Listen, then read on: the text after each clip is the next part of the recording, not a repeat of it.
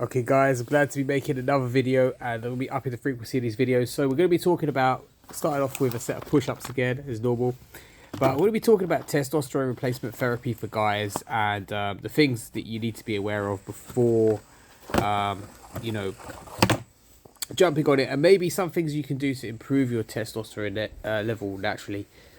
So first of all, testosterone, as we already know, I'm not a doctor, just to say. I'm not a medical professional in any way, so do your own research. But essentially, it's the primary male sex hormone. And the issue is if it gets to a lower level, it has a cascading series of negative repercussions on overall health for men. So, of course, there's the muscle building side of things. So muscle is pretty important for your overall health because obviously, you know, as we age, muscle can decline. So strength training becomes even more important as a means of like really keeping our mobility. Because if we lose our mobility, whoa, that moved. Then guess what? We lose our ability to kind of like do physical things.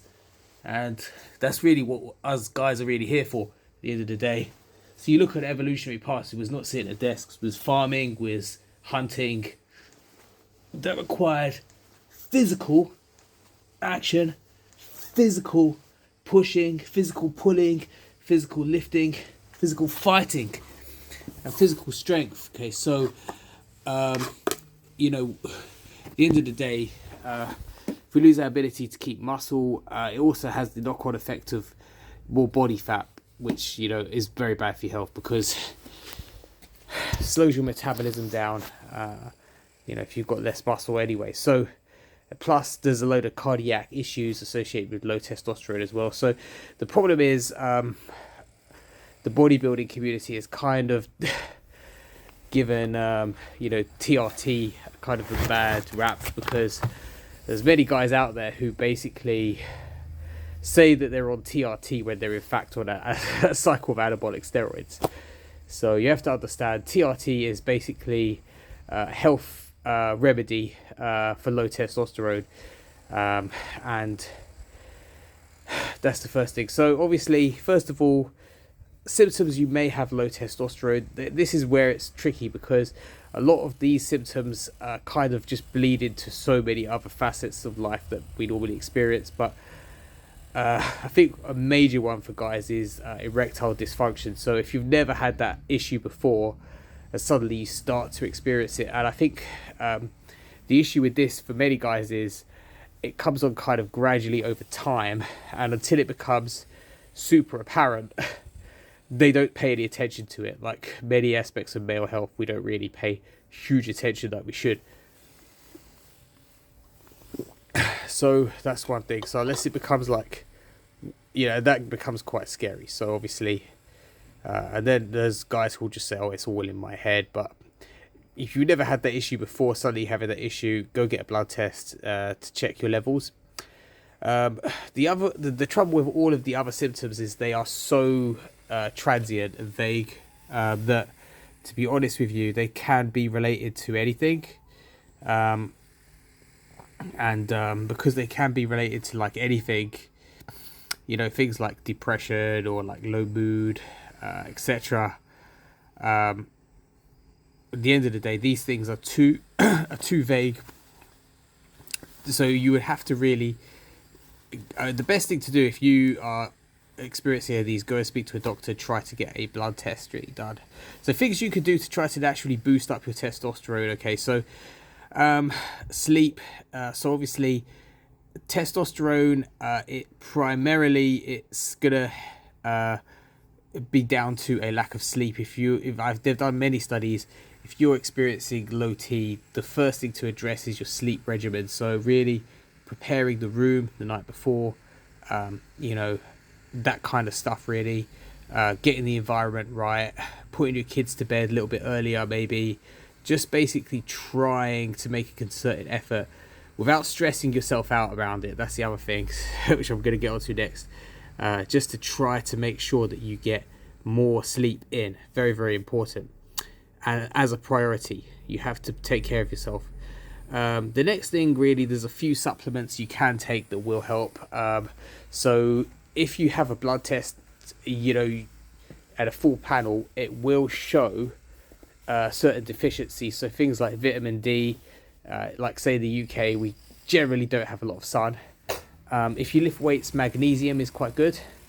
So magnesium is quite good. And zinc as well is quite a good supplement to take. Okay, so these are just over-the-counter cheap supplements that you can just incorporate into your daily kind of habits. The next thing to look at is your overall diet. So essentially, fats are very important. So if you've been trying to diet and lose weight, a lot of the products we're eating, though they save you calories, they save calories because they're lower in fat content. But you have to understand that fat and cholesterol are a precursor to testosterone.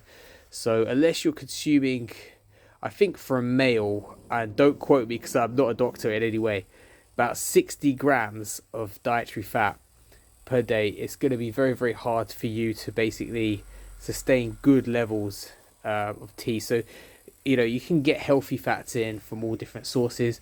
It doesn't really matter if you're tracking your food. You can get them in from protein yogurts, you can get them in from nuts. It doesn't matter so much. Sometimes protein bars, as long as you're hitting that minimum level of fat a day and you're not like wildly under, as long as you're not eating like 30 grams of fat, then you're good. You're going to be okay. So other things you can do that will naturally improve your testosterone. There are certain foods that I found help. So things like eggs, things like steak, to try and have them in, not like constantly, but like here and there in the diet. They're a very good thing. The other thing is overtraining. So overtraining definitely can crush your testosterone down. So you need to remember that with exercise, there's an ideal dose. If you really hammer your body in the gym constantly without allowing enough time to recover, in combination with like being in a calorie deficit, then that is going to definitely diminish your T levels. I would say. Again, I'm not like a professional here, but I would have thought that is what's going to happen. So the best thing to do is to prioritize the compound lifts, which actually show to increase testosterone. Things like squats, deadlifts, bench press. But keep your workouts to a certain length and duration, and make sure you're having enough hydration and recovery, and most importantly, sleep. So I'd say try these interventions first.